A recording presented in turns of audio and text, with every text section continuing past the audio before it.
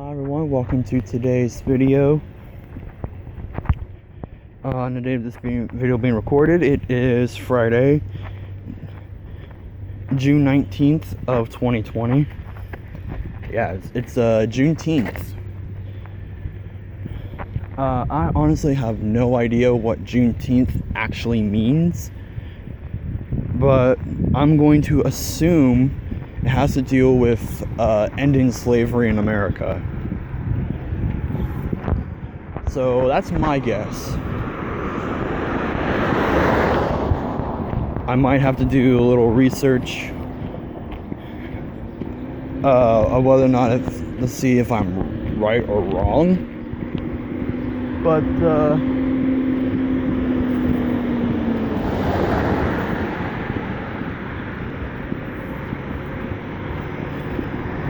yeah.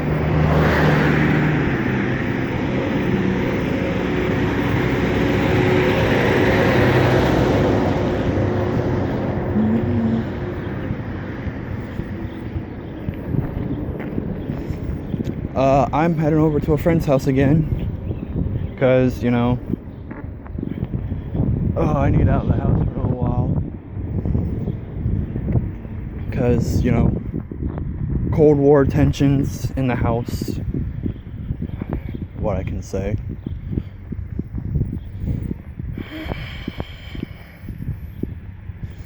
Because it won't even matter anymore. Well, at least by the end of the summer, it won't matter anymore. Because I'll be out and gone at the house.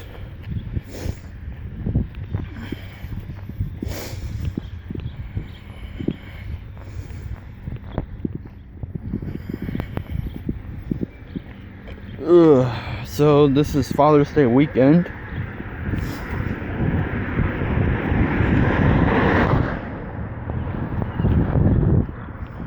And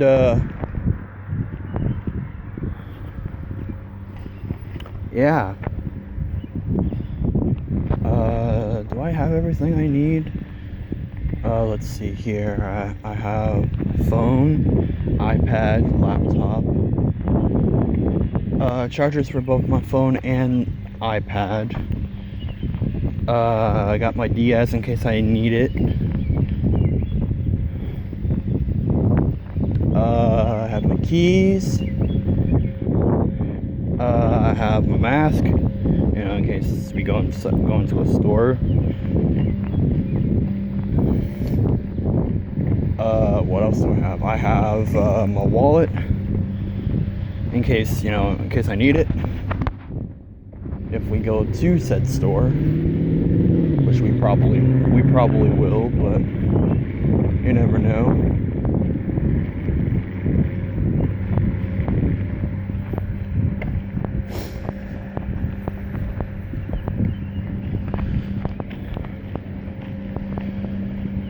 I think that's it. Yeah.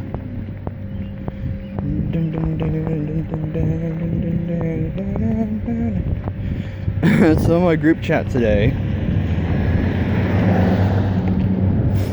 we were arguing that Christopher Columbus was a founding father of America, which he wasn't, because America, the continent, was discovered in the very late 15th century. Right? Yeah, because, in 1492, Columbus sailed the ocean blue. Or, something like that. However the saying goes. But the thing is that he was trying to go to India because he was trying to find a better trade route to India, because the land route was way difficult because, the rise of the Ottoman Empire.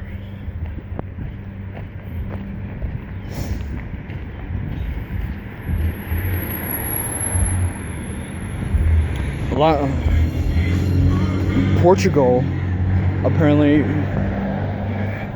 still went that way to India, but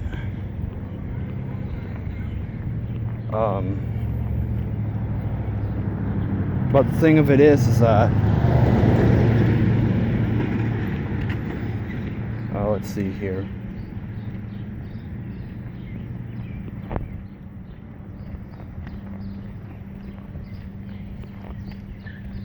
He discovered America on accident, but Portugal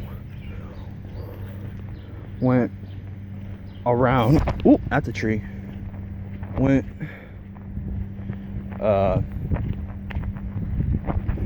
around Africa to get to India.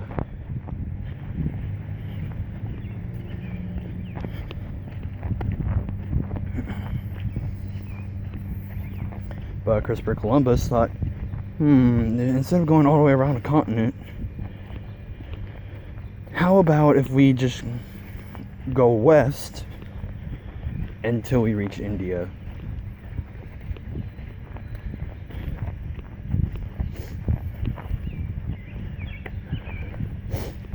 And he discovered that he was in a previously unknown land.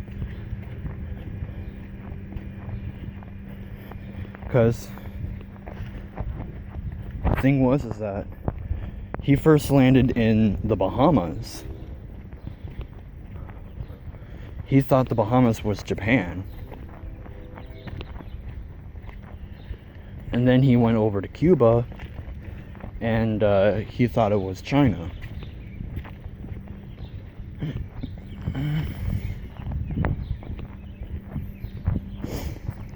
So yeah, Christopher Columbus did not discover America, and he was not the first European there either.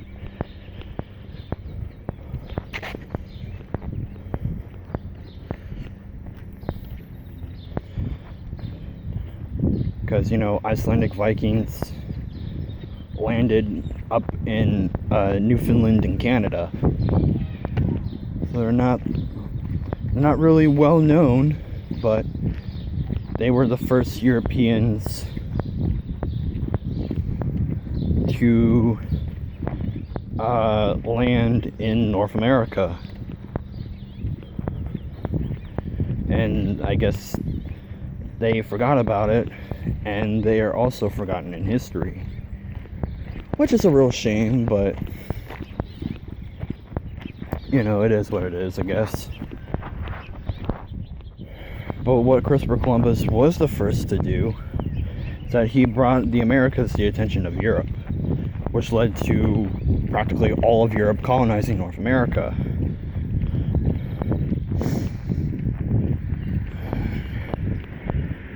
Although, in those days, it was all mostly Spain, because they had a shitload of land.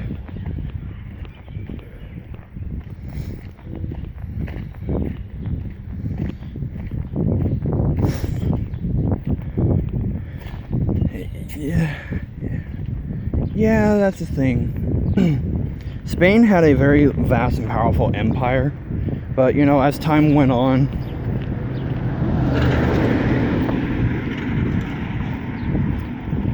the Spanish Empire, they eventually went bankrupt really, really quick, which would eventually be the ultimate downfall of their empire.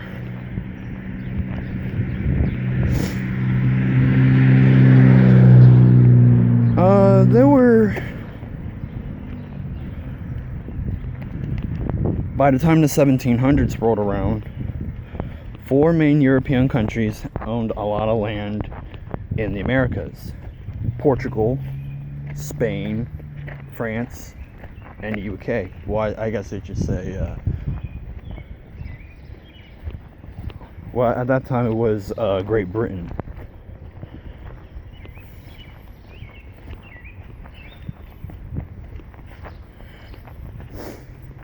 Okay, and then halfway through that through the century, we have a war that went on right here in North America, which, depending on where you're from, depends on what to call the war. Over in Europe, it's known as the 7 Years' War, because, well, it lasted for 7 years. Because, historians aren't really creative.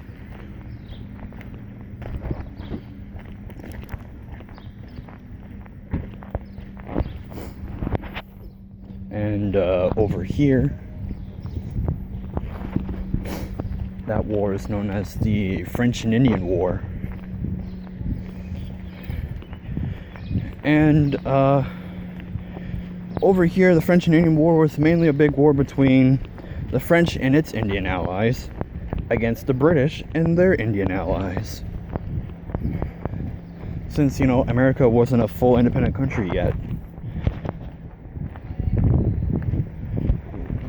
we had to fight alongside with, the British Empire, since, we were colonists.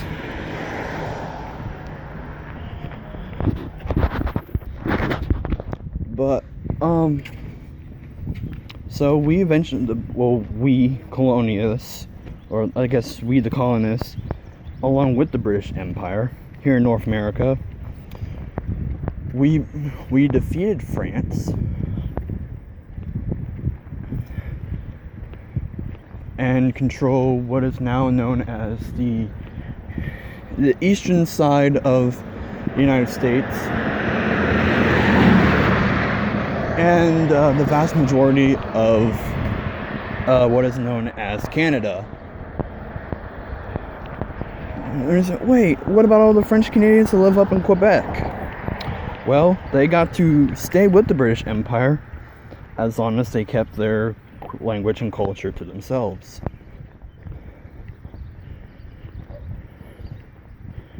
But, now they're British citizens, even though they speak French. Which is why today the current province of Quebec wants to be separate from Canada. But will Canada let it happen? I don't think so. It's the largest province of Canada, so I highly doubt it. Plus, it has all the maple syrup.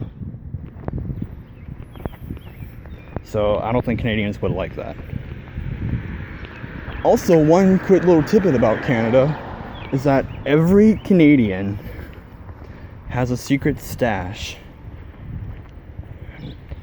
of maple syrup on them at all times. It's a little weird, but it is what it is.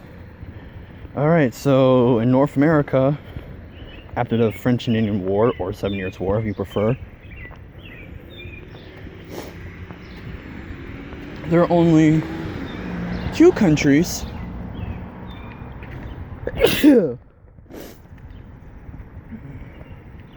Yeah, one was stuck up there for a while. But anyways, there are 2 countries that control North America: Great Britain and Spain.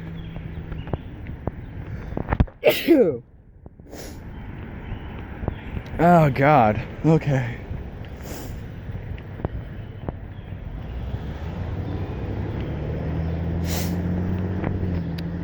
But yeah, and the Caribbean, it's a mixture of the Dutch, the British, the French, maybe some Spanish here and there, but it's almost, in the Caribbean, it's all mostly France and Britain, at least for the most part.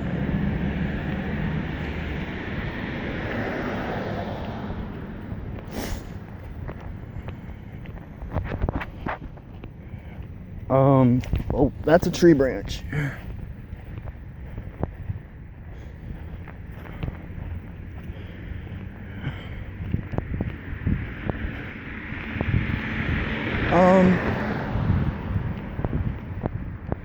The thing is that okay, so North America is controlled by Spain and Britain. The Caribbean has Spain, Britain, France, the Netherlands,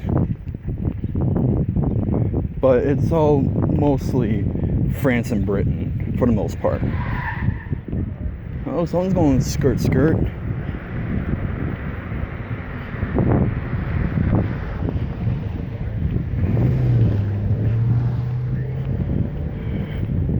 And you don't have a back license plate, which means you're gonna get pulled over.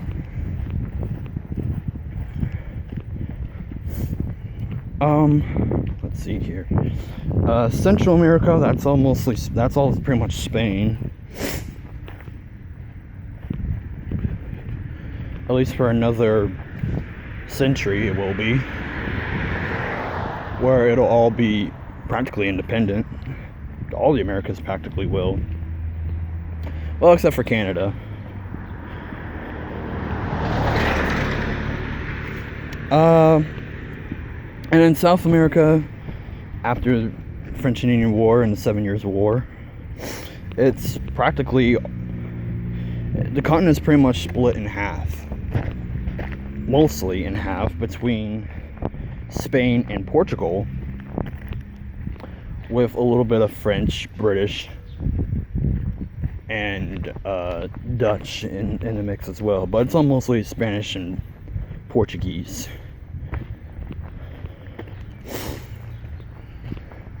And then 1775 rolls around, our war for independence, and then we gain independence.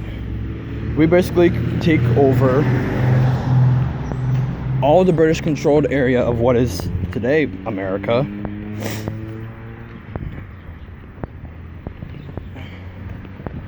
And we go all the way out to the Mississippi.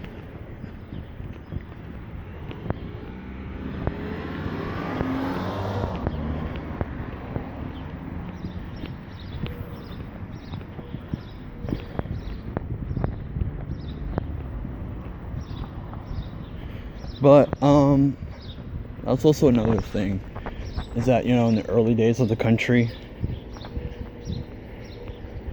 we were so big at the beginning, but we only had like 13 states right around the time that, you know, we win the war. And, you know, after we win the war, every state kind of like pushed the border out west, all the way out towards the Mississippi. And so the big states got to have the most amount of land, and the small states, well, they're stuck on the coast. And then they started reorganizing everything.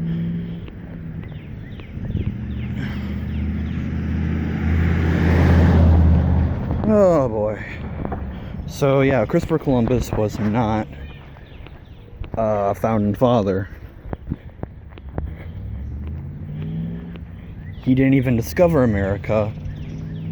In the words, I claim this entire area for Spain.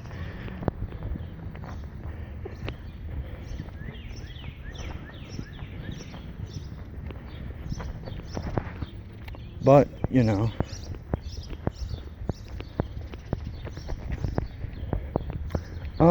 Okay, that's all I have for today. Thanks so much for watching. Like, comment, subscribe.